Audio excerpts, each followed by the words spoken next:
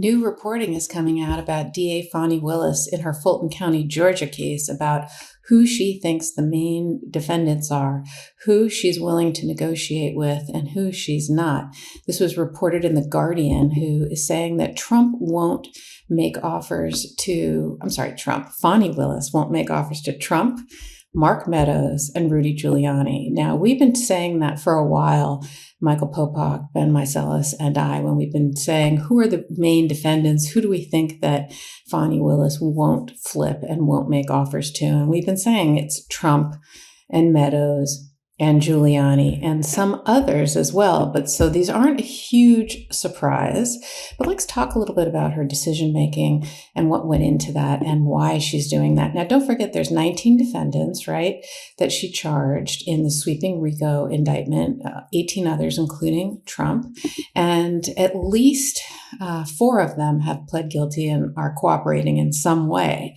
And that's 3 of the lawyers, right? Sidney Powell, Jenna Ellis, and Ken Chesbrough.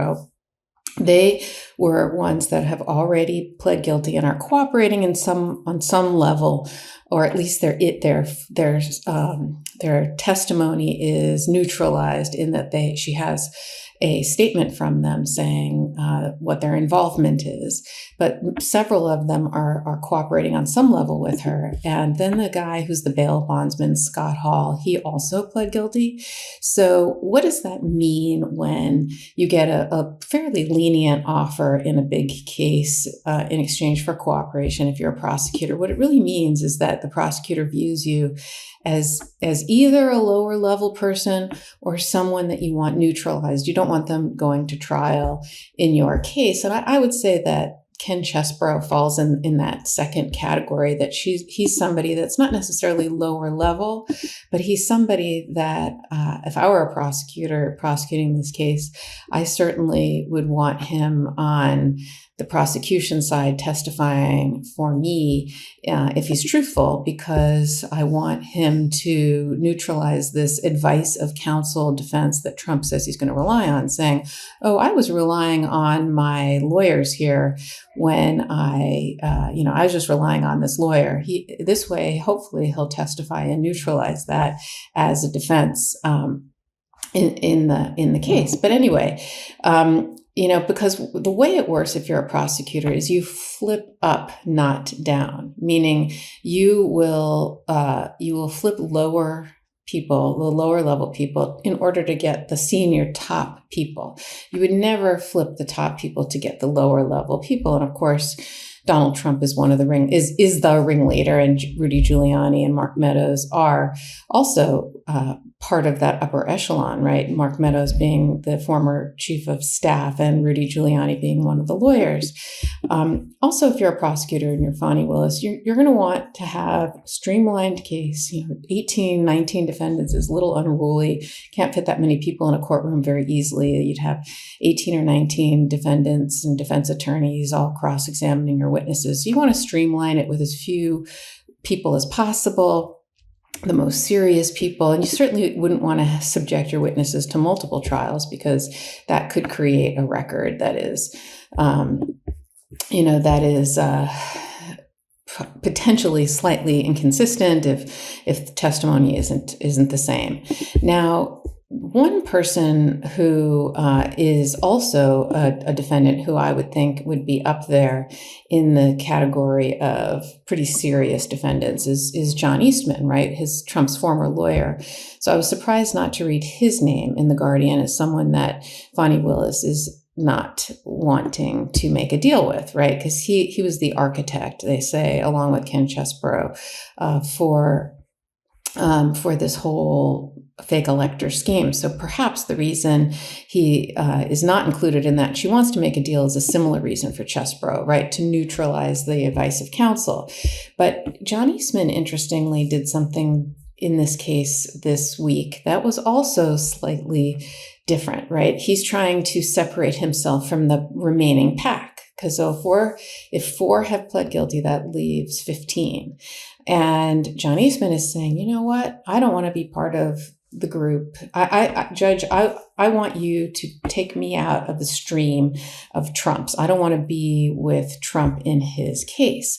And the way he did it was very interesting. So Fani Willis also this week has said to the court, made a proposal saying, let's go to trial in August of 2024, and the trial will go until the end of 2024 or into 2025. And the other thing she said was, I want a deadline of June 21st for a plea deadline, meaning I'm going to make offers to the people I'm going to make offers to. And I'm going to give them until June 21st to take it or not. And after June 21st, then I want to start the trial in August with whoever's left. And she's sort of signaling to people, look, I'm making these offers, but they're not open forever. I'm going to have them be open until that time. And then after that, it's plea to the charge, meaning the really good offer that I'm making you lower level people, it's no longer going to be on the table after June 21st of 2024. And after that, you'll have to plead guilty to the top charge, which is RICO, and you'll be open to a very long prison sentence. And I'll be recommending the maximum. And she signaled this to the defendants to sort of tell the court and tell people, you want to cooperate? You got to cooperate at that point, right? So you have time, but not forever. This isn't going to be an eve of trial where I've been preparing to go to trial and the night before you say, oh, no, I want that deal. She wants to get her ducks in a row ahead of time and separate the wheat from the chaff, as they say. So John Eastman said, you know what, Judge, I don't want to do it this way. I want instead, because I want my trial to happen in 2024.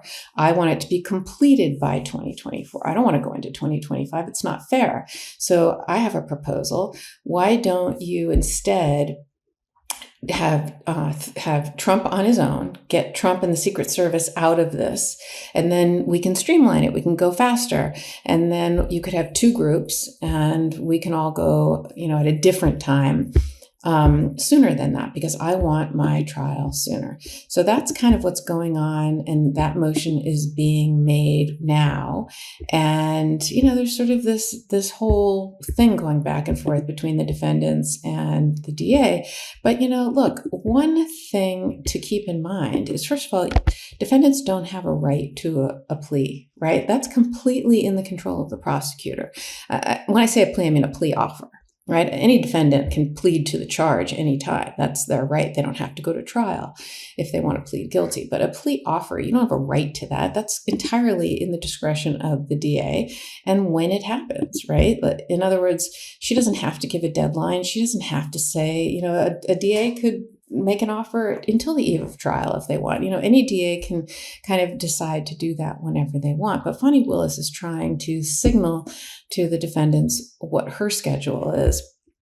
And the judge really doesn't have a lot of control over that part of the schedule. However, if the judge said, let's do an earlier trial, right? And I think he could, with a straight face, push Fani Willis to trial before August of 2024, because don't forget, she's already said she was ready when Jenna Ellis and Ken Chesborough, when they said that they wanted, and Sidney Powell, when they were all ready to go to trial because they wanted their speedy trial, they all pushed her to show her hand.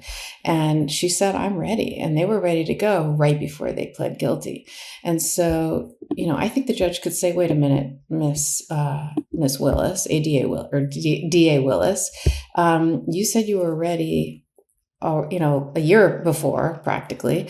Why now do you need a whole other year to get ready for all these other defendants? So I think he could push her if he wanted. And so in that regard, I think John Eastman might be able to get the judge to encourage DA Willis to go sooner.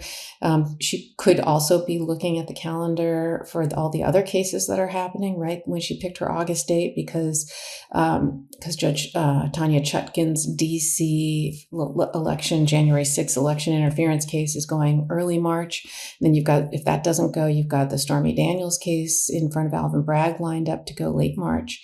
And in May, you've got allegedly, although I think that's never going in May, even if the other two cases don't go, I don't think Judge Eileen Cannon intends on holding a May of 2024 trial. She's allowing this to be adjournment by 1,000 cuts, and I really don't think that's going to happen.